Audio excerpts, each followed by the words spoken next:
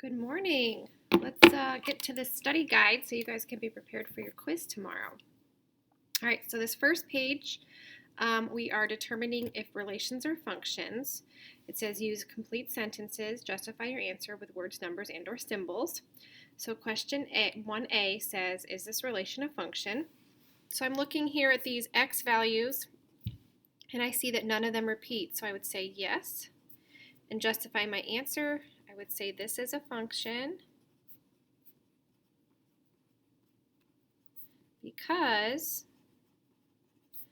no x values repeat. Or you could say something like this is a function because every input has one output. Okay.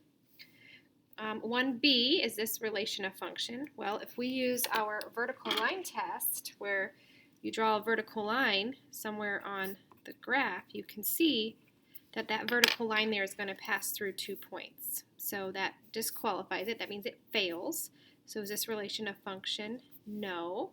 Justify your answer. It is not a function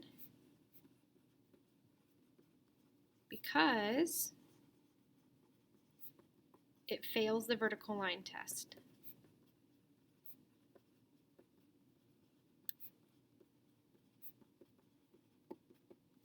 Right? Once it fails that test, it's done with. And then remember, you can't just choose to draw your vertical line somewhere else on the graph. You have to draw it all possible vertical lines to see if it would fail. 1c, is this relation a function? Well, let's look at our x values.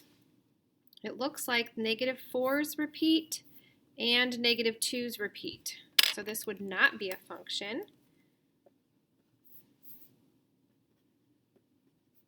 This is not a function because the x values, -4 and -2, repeat. Right? That means that they have more than one output, and that is not okay in all functions. Right? Okay, let's go on to page 2. We've got amount of water remaining as in a pitcher as it is poured over a sink. Poured into a sink over a 10-second period. Okay, so we have our x values time. Let's go ahead and label our x-axis and our y-axis. We'll go ahead and fill in our increments. It looks like it's going by single minutes here. And then it looks like it's going by increments of 50 milliliters.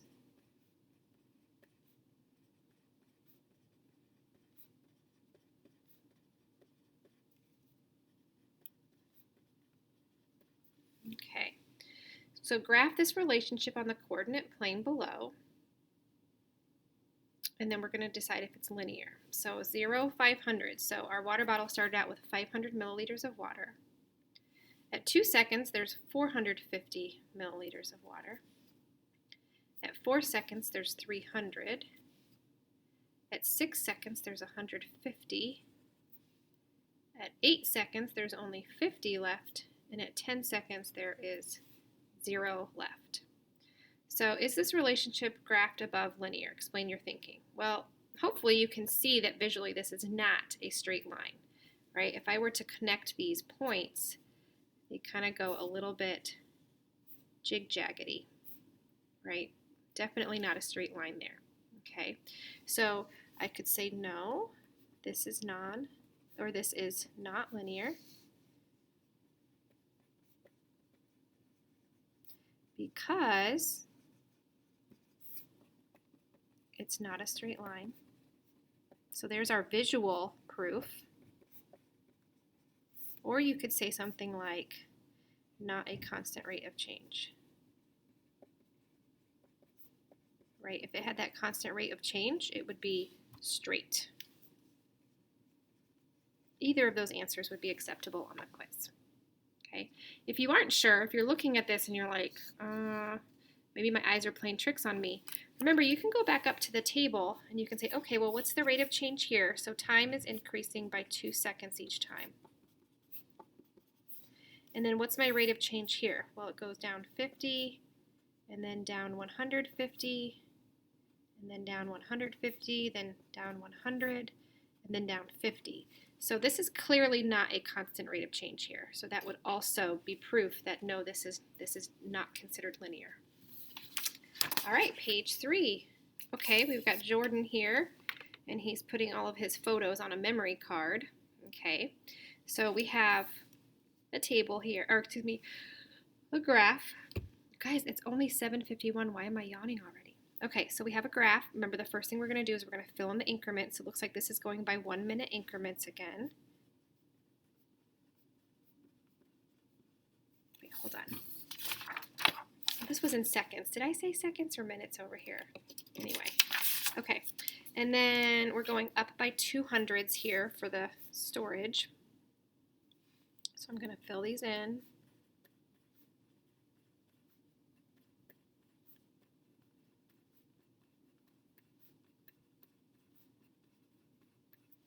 Right? And so now this is just like what we were doing the other day with the packet, where you're going to read the information and graph it. We're graphing our function. So it says in the first 3 minutes, he added 800 megabytes of photos at a constant rate. So over to 3 up to 800. Right? And then we're going to connect that with as straight of a line as possible. So that's done. Check that off. Jordan had to pause the backup and spent the next 4 minutes locating the remaining photos he needed. So I'm going to go over 4 minutes, so now I'm at 7 minutes, and he didn't add any photos. So we're just stopped here at this 800 megabytes. That's a nice little pause there as he's looking. So I'm going to check that off my list now. Jordan saved the remaining 1,000 megabytes of photos in the next 2 minutes at a faster constant rate.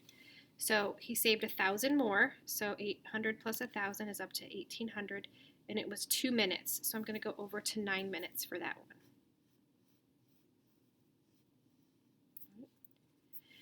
So that is the third bullet checked off. And then finally, Jordan realized that some of the photos were duplicates, so he deleted 400 megabytes of photos at a constant rate during the next minute. So I'm going to take 1,800 minus 400 is going to get me down to 1,400, and that's where I should end. Okay? I know some of you are looking at this thinking, that kind of looks like a horse. I mean, maybe not, but that's what I'm thinking. Okay, next page. See, we're cruising right along here. The function y equals 45x models the number of revolutions y on a record player makes in x minutes. Okay. What is the independent variable in this situation? Well, we know x is the independent, right? Those are the parents.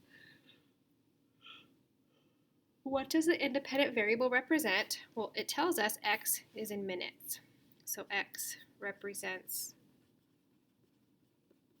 minutes. What is the dependent variable? Well, the only one we have left is y. And what does the dependent variable represent? So the number of revolutions, y. So that's what it represents. Y represents the number of revolutions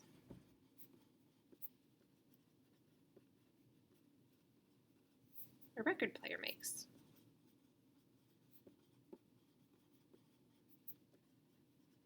Some of you are probably thinking, what is a record player? I'll show you a picture in class tomorrow. So basically you put this giant disky thing, right? And those of you that know what a record player is, you're probably laughing at my explanation, but the giant disky thing, and it spins, right? And then there's a little arm thing that comes down and it can read the music as it's spinning. So that's what a record player is. So it has to revolve in order for the arm to read the music. Okay, so let's look here at part E. According to the function, how many revolutions would the record player make in 15 minutes? Show your work in the space below. So we're going to use our function, y equals 45x.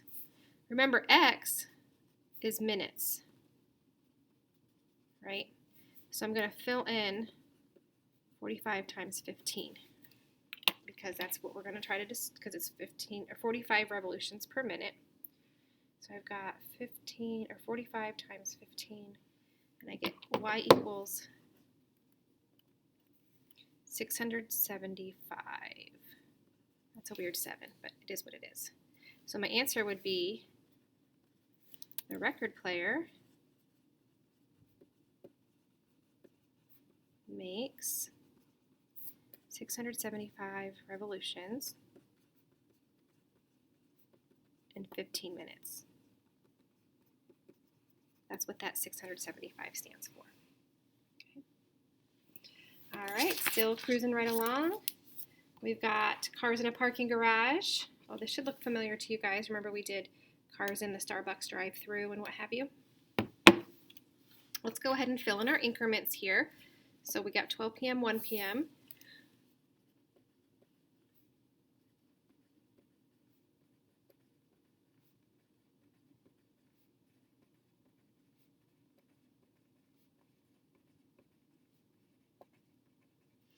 Okay, so we've got between 12 noon and 10 p.m. And then the number of cars is going in increments of 100, right? So let's go ahead and fill that in.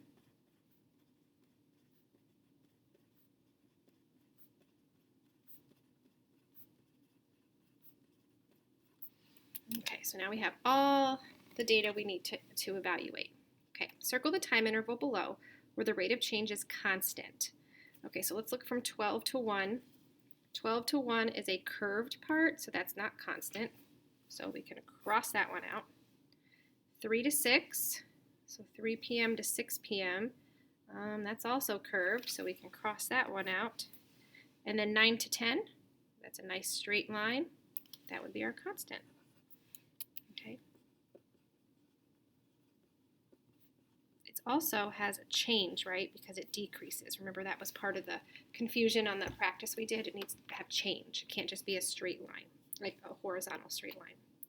Okay, 6b, circle the time interval below where the function is nonlinear. So let's look at our windows. 1 to 3, that looks pretty linear to me. 3 to 6, we already decided was nonlinear. Okay, but let's check this next one. 6 to 9 p.m. Oh, that's a straight line, so that would be linear. There's no rate of change, but that would be linear. So we're going to cross out A and C. B is our answer there. Circle the time interval below where the function is decreasing. So we have 12 to 1.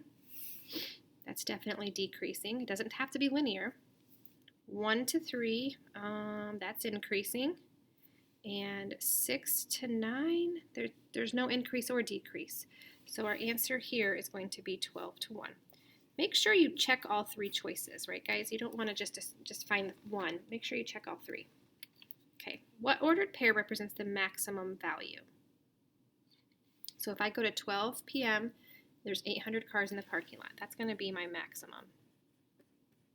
So 12, 800 is that ordered pair. What does this ordered pair represent? This represents at 12 p.m., there were 800 cars in the parking lot.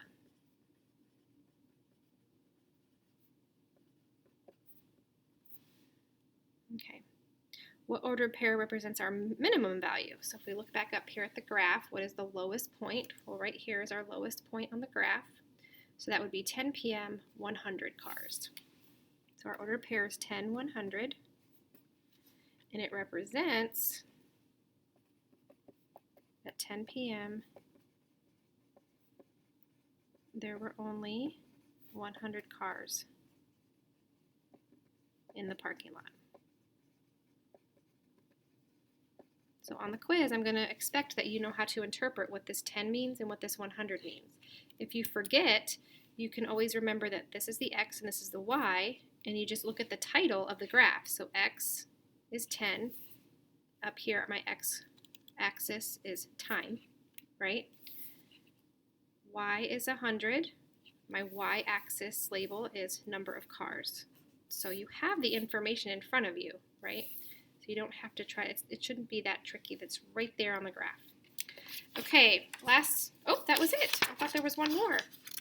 Those of you that are in third period, I accidentally stapled, okay, so it's kind of an ordeal, but when I was making this packet, I accidentally had a different page from a different assignment we did, the one with the hand sanitizer and the hot chocolate, like in the stack, so when it ran through the copier, it got stapled onto this as well. You don't need to do those again. So this is it, these 5 pages. If you feel pretty comfortable with all of this information, you will do great on the quiz tomorrow. Okay, there will be time to ask questions before you take the quiz, and thanks for being prepared. All right, see you guys tomorrow.